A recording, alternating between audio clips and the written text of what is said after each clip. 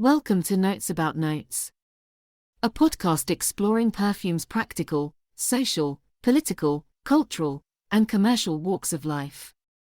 We look at what these mean for you and other perfume lovers. Today's blog post is titled, "What Makes an Old Lady Perfume?" You've likely heard the phrase, old lady perfume, in whispers, embarrassed and slightly unkind, about someone you know. Otherwise you've been shooed away from a scent you like, usually by a judgmental friend or fragrance advisor eyeing the end of their shift. The phrase, old man perfume, gets some play, though far less and with far less judgment. Old man perfumes are often linked with a classic masculinity. A generational divide does also impact smell. A child will consider mid-20s old, and have different cultural references by the time they age into perfume wear. This can quickly veer into ageism well into adulthood, driven by the unfounded and inevitable fear of aging. Ageism and sexism color our emotional perception and cultural zeitgeist. Perfume, a highly emotive product, will perform critically and commercially subject to our personal bias. Long-term, this will impact a scent's reputation and perceived relevance. This difference, this self-delusion, and this binary are things we should think about more critically. What are old lady perfumes?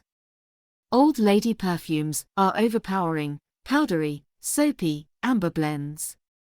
Chanel No. 5 set the trend, followed by Youth Dew, Opium.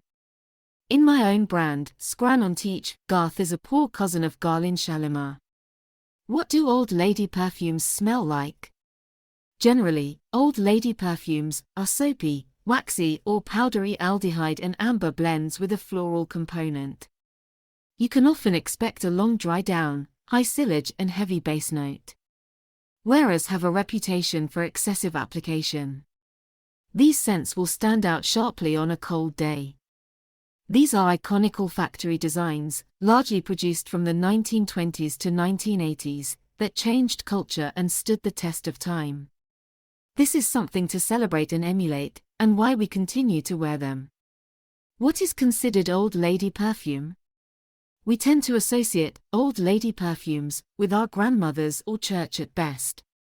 At worst, someone past their prime who we don't take seriously.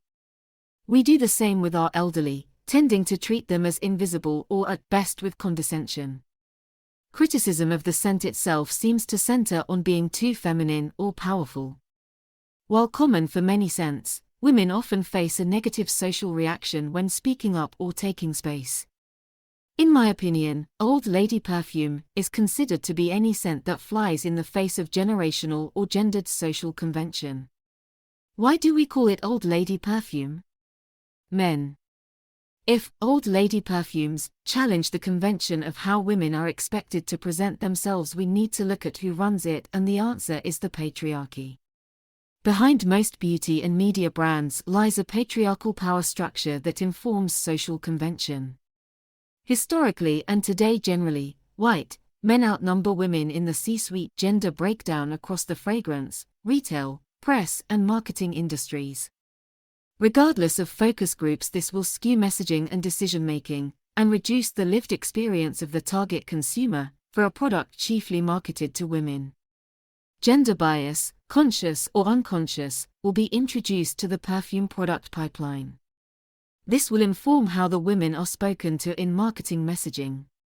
Which scents are deemed of merit to review by influencers and press, and so the scents that people are aware of or feel allowed to buy.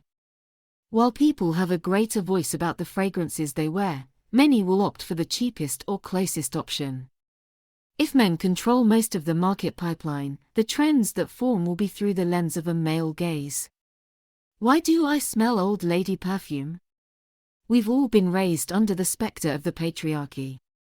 You smell old lady perfume because sexism, conscious or unconscious, created the association in your brain. Smells are just smells. Our emotional response comes down to our formative experiences and personal tastes. Conclusion. Calling it old lady perfume is offensive and dismissive to the wearer and the legacy of the perfume itself. You're allowed to dislike a scent, or think someone's wearing too much. That said, we should always ask ourselves why before we say something unkind. You can support this podcast by subscribing or leaving a 5-star review. You can support our perfumery at celieandcouch.co.uk. That's CELIEandcouch.co.uk. Warm wishes, wherever and whenever you're listening.